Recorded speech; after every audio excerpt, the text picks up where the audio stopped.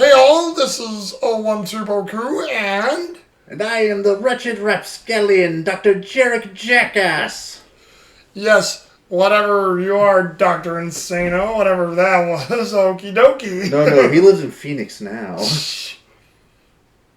I'm not even going to dignify that with an answer. What, man? Spoony one, you know. Oh, wait, Spoonie's in Phoenix? Yeah, Dr. Insano, the Spoony one, Noah Antiwilder. It's been a while since I've seen any Spoonie stuff, so yeah, I completely forgot about that, so indeed. But, yes, we are continuing with Legion of Superheroes. Guys, we are on episode 2, and, I realized that, actually, give me a moment, Jarek. I knew what I was forgetting now. I did go out there for a reason. With the episode, and I'll probably show you on the cover with him right down there, right here. Timberwolf is the name of the episode. And it basically starts off with Clark Kent, Superman, basically validating his role as a hero, helping the Justice... Or actually, wait, no. I forgot. I'm getting ahead of myself. That is what happens in the beginning. But before we get to that point, I forgot. There was a scientist with his drones, a Dr. What was it, Mundo? Wasn't it like Londo? Well, hold on. I got it written down here. Oh, Dr. Londo. Londo. Dr. Londo. Dr. Londo looking for something. Basically, I'm going to say old to middle-aged doctor looking for something out there in this planet forest, really sort of creepy looking place. Has a bunch of droids with them. All of a sudden, we have this big wolf-like creature come out of nowhere, start ripping these things to shreds, and then he's starting to run away at a fast pace right before it looks like it gets the drop on him, and then obviously it cuts to where, like I said, where it is, where the Justice League are basically in full swing, Clark Kent, Superman's in full swing, and they're taking down this... No, the Legion of Superheroes. We don't want to trigger the Snyder fans. What do you mean? You kept calling it the Justice League. Oh, my bad. Yeah, we do not want to trigger the Snyder fans. Thank you for that catch, Jarek. But yeah, Legion of Superheroes, my bad. Basically, taking down this slug amoeba thing. I think they called it an amoeba creature in the subtitles. So yeah, they're fighting this amoeba creature. Kind of looked more like a bacteria or paramecium, but hey, whatever. You do you, Legion. Well, and they were also using the same sound effects as Bacterian from no, not Bacteria. Yeah, I think it was like Phasma or the plasma creature, which and you know the one. What show? Oh, Teen Titans. Plasmus, I think the creature's name was. They were using the same sound effects as Plasmus,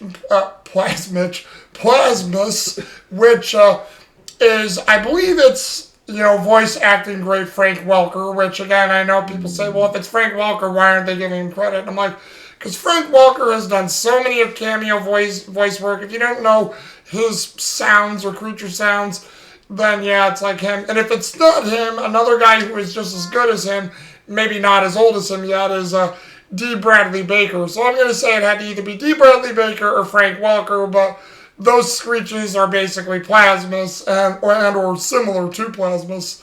And the creature, to be fair, also looked like Plasmus, but they called him an amoeba creature. But hey, good use of animation or whatever you want to call it there. And of course we have our best boys, Lightning Lad and Superman, trying to get a handle on this creature with Lightning Lad doing his usual shtick of stay back and watch the pro. And of course they get a distress signal. Mm-hmm. And, it's like, guys, we have to leave. There's an emergency. There's always an emergency. What about this one? And Superman just kind of shrugs his shoulders, basically grabs the creature's tentacles, ties him up, and tosses him deep space, and it's like, what? I was just showing you how it's done. Yeah, because that's what Lightning Lad says to Clark when he's getting ready to, go into the ship, or when they're trying to deal with it. He's like, time to show you how it's done, Superman. And then he does that, and he's like, yeah, I'm just showing you how it's done. And Lightning Lad, gets all like, ticked off and says, should have done that from the start. Because basically, Lightning Lad and the Legion of Superheroes were going to leave the creature where it was, not even deal with it. And, Clark, being what I would believe what Superman would do, no, we can't leave this here. We can't leave all the people it could affect. So he just, like Jarek said, gathers up the tentacles, tosses it into deep space. And the reason they were leaving is because a person had acquired their services, whether they pay them or not, or get paid through the Science Federation, I don't know. But Dr. Morlando, that's his whole name, Dr. Morlando got on the feed, and it looked like he was still running through the forest, but the feed was all scratchy and messed up. But he said he really needed their help, so off to the planet they go. And, you have side things where Bouncing Boy really wants to fly the ship. You have Brainiac 5 going, well, why don't you just let the automated systems take care of that? That's what I designed it for, and I know how to do it. I'm a 12th level intellect, and now they're basically arguing amongst the ship all the way till the till the ship gets into the planet's atmosphere, which sadly I did not write the name down. Do you know? Actually I did. Planet Roll. Now, what's interesting about this, for a little bit more context, is Bouncing Boy is both their top pilot in the Legion, but he's also their top mechanic and engineer. I mean, kid's smart, and he, like all pilots, he loves to do these things by himself. And of course, Brainiac wants, him to actually use the stuff he's made for the ship, and he kind of points out, it's like, I like to handle these things and make these adjustments on my own and this is kind of a pilot thing where, the instruments are good, but there's always going to come a time where you're going to have to do it freestyle yourself. This is a big thing with like sailors and pilots. The instruments can't do everything. It's why the A-10 is still in the air, even though they were supposed to discontinue that shit 8 years ago. Because that thing requires very little radar. I mean, you could lose your radar, and because of how the gun is mounted, you could still hit the target as long as you're facing right in front of it. Yeah.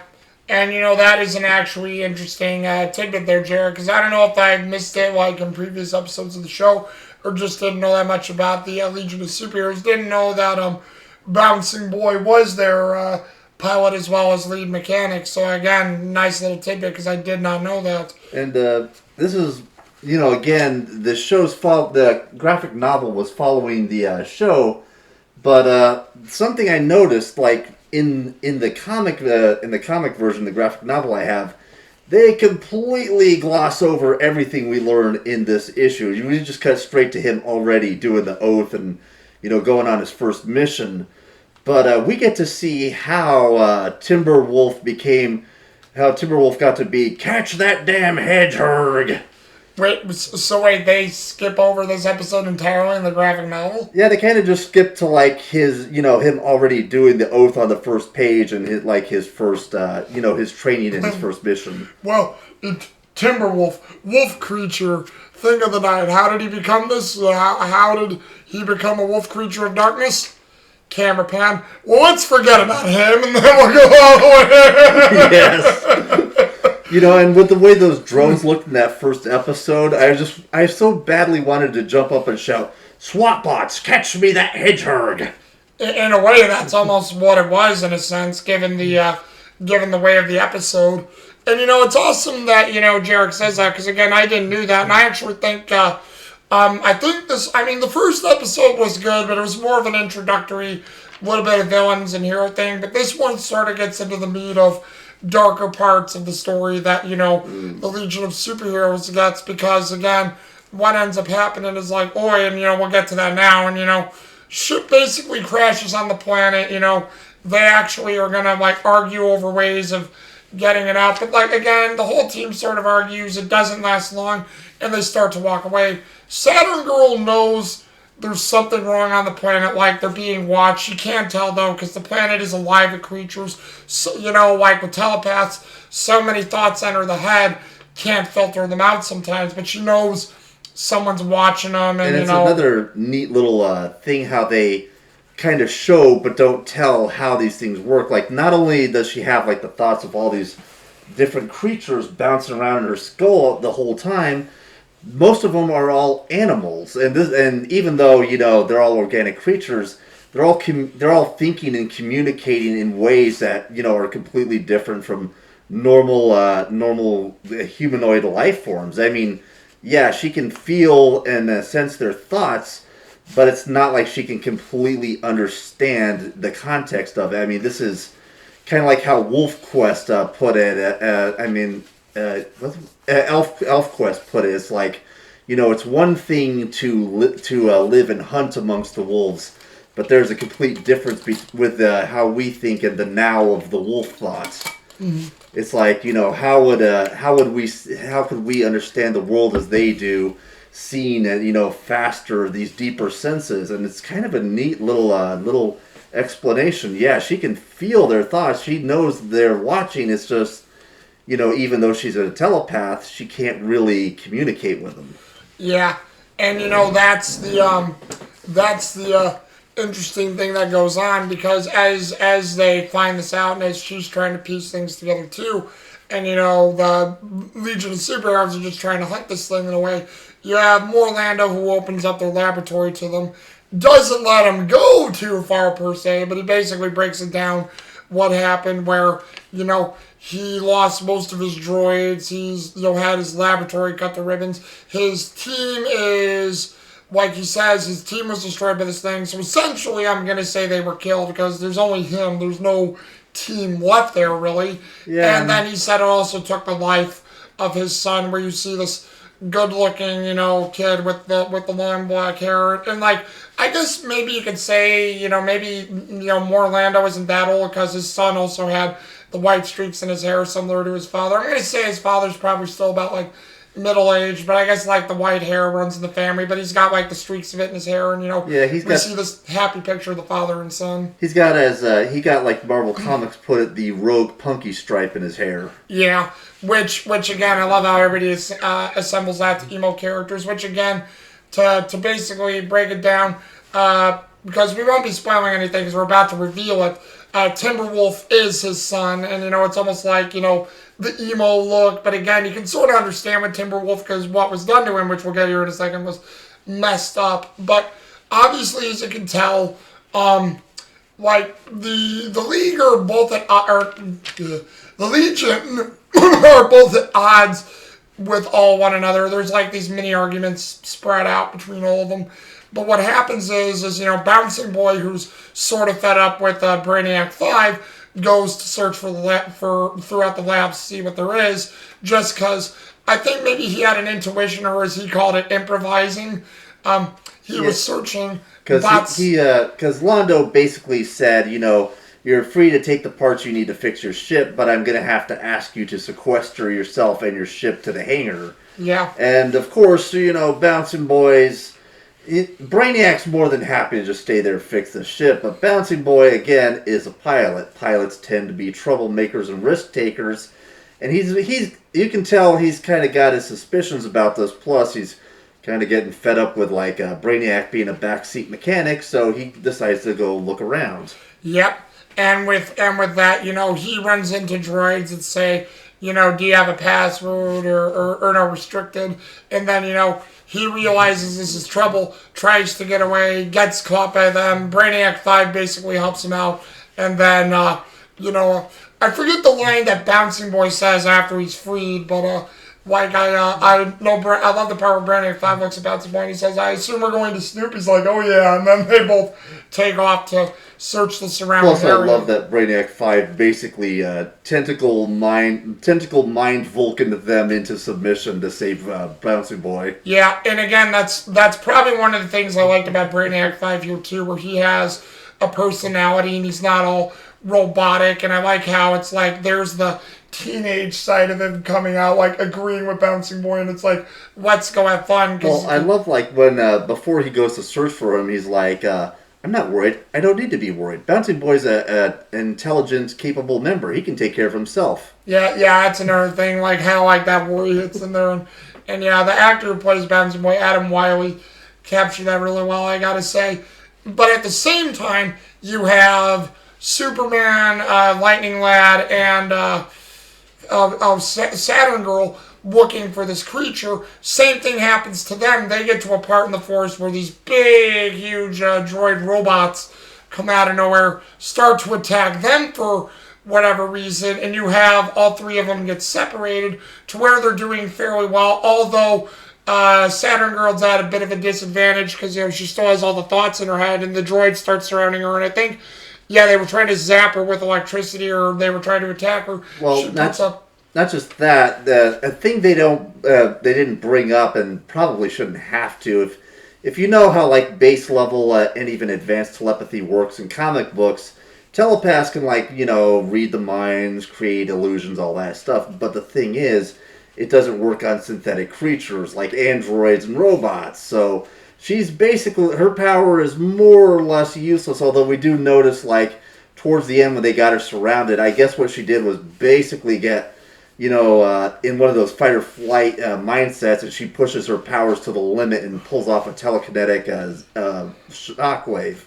Yep. Which, depending on the continuity, that's something some telepaths can do. Like if they get into a deep enough state of panic, they can push their mental limits and go full telekinesis. Mm-hmm. Usually does wipe them out, which it does with Saturn Girl. Yeah, and then the thing is, as she falls to unconsciousness because she used that much power, you have basically the creature come out of nowhere and attack all these droids, and then does a huge war. You have Superman notice that there's a problem, and he realizes where Saturn Girl's. Lightning Lad gets there too at the last minute, and then she's gone. All of a sudden, the next scene after they cut to the commercial, you have Saturn Girl in the cave with this creature. At first she's afraid, trying to kick it, but it's coming towards her. And what happens is she actually gets close to the cave, tries to use her powers, but is weakened and is still very afraid. Creature just picks her up, brings her back over to the fire, and she's like, "Wait, did you make this?" And again, that's another thing about Saturn Girl is she may not have a 12th level intellect, but she is clearly arguably the second smartest, or maybe even second or third. Mm-hmm. And again, it's like, wait a minute, a fire? Did you make this? And she's looking at the creature, and she's realizing he is scary looking, but he's not trying to attack her. He's not being aggressive. He just doesn't want her to leave. And again, those feminine instincts start kicking in. It's like, wait a minute. I think in her head she was like, he's probably lonely. He's not attacking me. He's not being aggressive. He just wants me to stay here with him. And, slowly her mind is starting to put together the pieces. He's much bigger than a normal animal. He's much more intelligent. He's able to make fire. These are all things normally associated with humans. Well, one, if you remember, too, since you basically got that next point off the ground, you have it where this creature looks like he's trying to write something in the dirt. And, he's frustrated because he can't get it out of the way, but she's like, "You're trying to tell me something, are you?" And then he basically nods to her, understanding her, but he can't get it out, so he's frustrated. And then she reads a bit of his mind because she he was a little hesitant, but she eventually touches him. We get flashes of what looks like more Orlando doing something.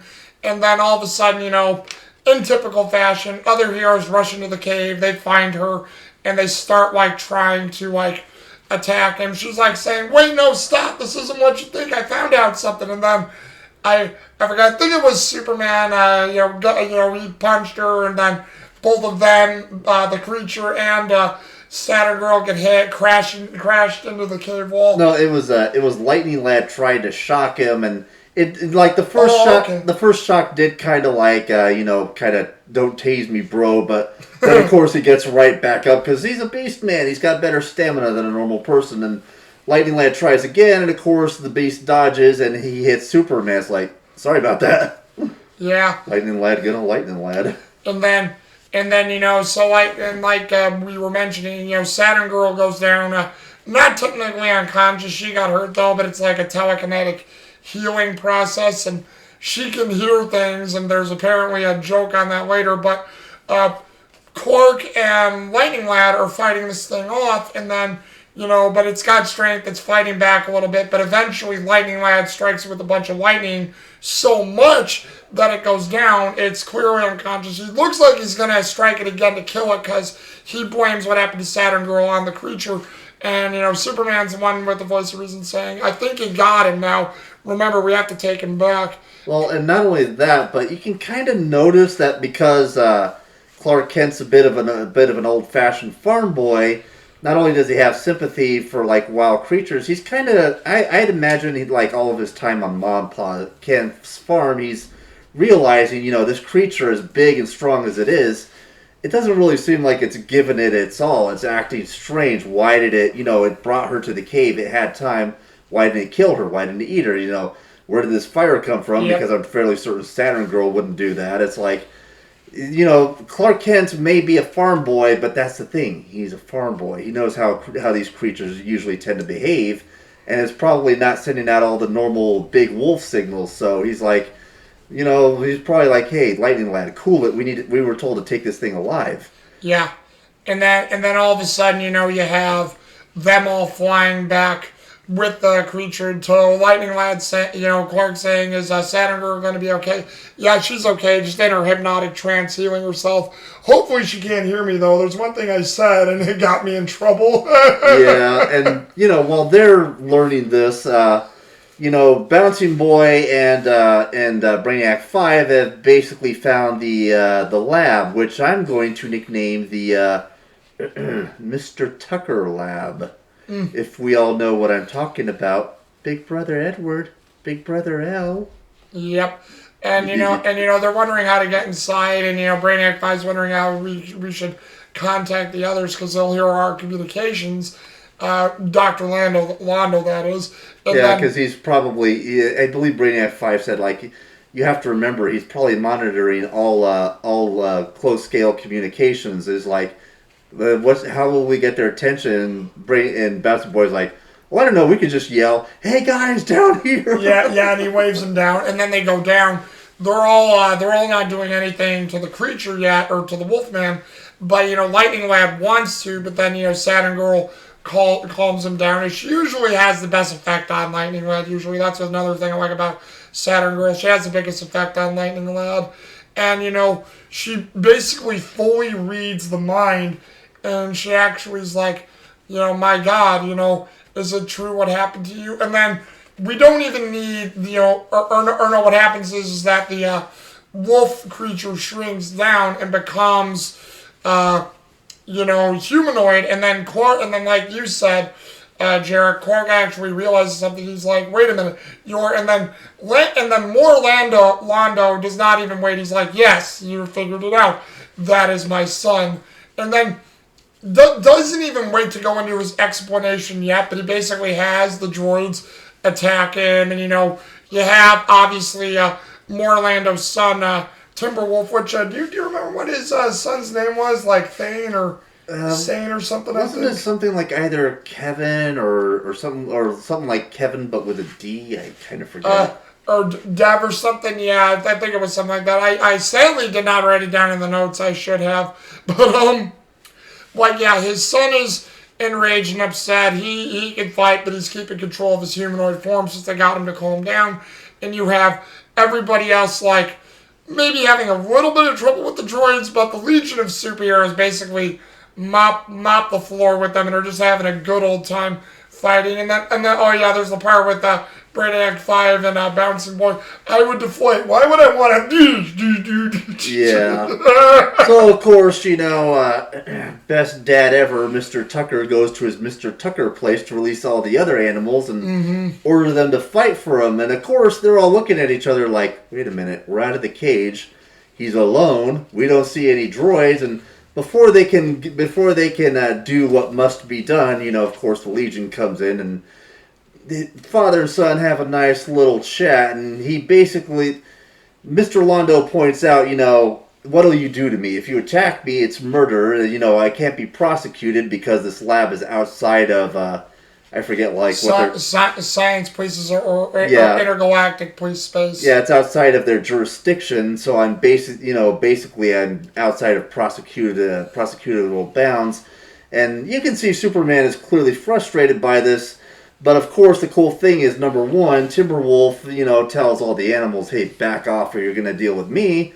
And they know what he can do. And he basically fucks up the Dear Daddy's lab just as like, you think you say I'm a monster and that'll inevitably lose control. But, time will tell on that one because now I've got some friends with me. Yeah. And this, of course, leads to the best scene where, he gets his costume and he's like, This is kind of tight and stuffy, and Superman's like, you'll get used to it.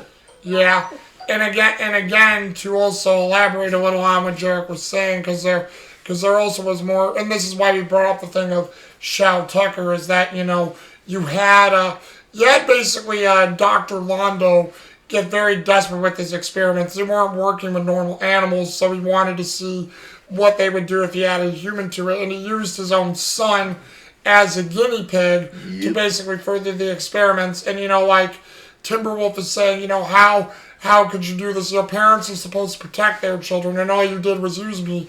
And he's like, scientific advancements, my dear Legion. The act of discovery is better than going back and worrying about the morals. So true scientific things. And then, like Jarek said, Timberwolf loses it, actually destroys the lab, and then I want to say it's probably a little cliche, but I think at the end there, Dr. Londo realized what he did. But he basically collapses in defeat, whether it's because he got off easy or he realized, shit, I just lost everything I had. My son, my lab, the people I worked with, I have nothing now.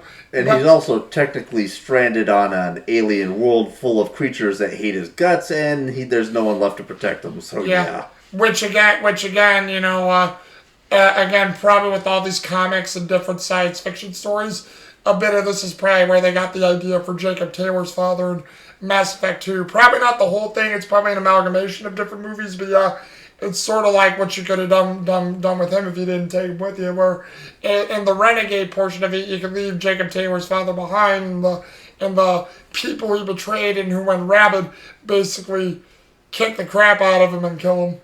Plus, we get to see him in his costume, taking getting the belt and the flight ring, taking the oath. And what's interesting is we actually get to see a few of the other members on the monitors, watching him do his oath.